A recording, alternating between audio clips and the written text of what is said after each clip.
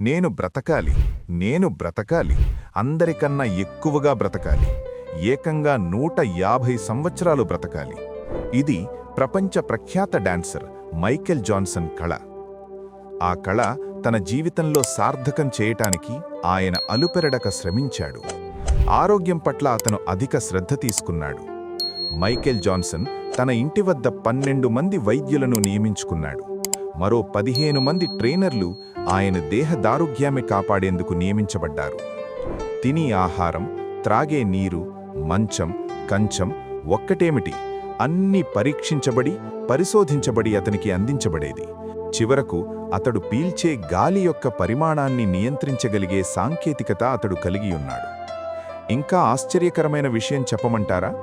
Michael Johnson శరీరంలో ఏ భాగం పాడైపోయినా ఆ భాగాలను ఏ క్షణంలోనైనా ఇచ్చుటకు కొంతమంది దాతలను ఏర్పాటు చేసుకున్నాడు. మైకేల్ జాన్సన్ 150 సంవత్సరాలు బ్రతుకుటకు సర్వమూ సిద్ధం చేసుకున్నాడు. ఇక అతని జీవితానికి తిరుగు లేదు అనుకున్నాడు.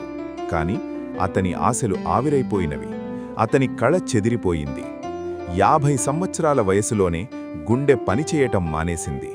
ప్రాణాల్ని నిలబెట్టడానికి తన దగ్గర ఉన్న డాక్టర్లు విరామం లేకుండా పనిచేసినా, ప్రపంచ ప్రఖ్యాతిగాంచిన డాక్టర్లు వచ్చి చికిత్స చేసినా ఏ డాక్టర్లు కూడా బ్రతికించలేకపోయారు.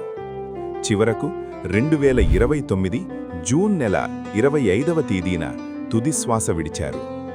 ఇంతలో కనబడి అంతలో మాయమయ్యే ఆవిరిలాంటి బ్రతుకులు మనవి. ఎప్పుడు ఎవరి ప్రాణాలు ఎలా పోతాయో తెలియని పరిస్థితి మనది. బ్రతికినంతకాలం ప్రభువు కొరకు బ్రతుకుదాం. బ్రతుకుట క్రీస్తే, చావైతే లాభమే అనే సమర్పణతో ముందుకు సాగుదాం. దేవుడు మిమ్మల్ని దీవించునుగాక.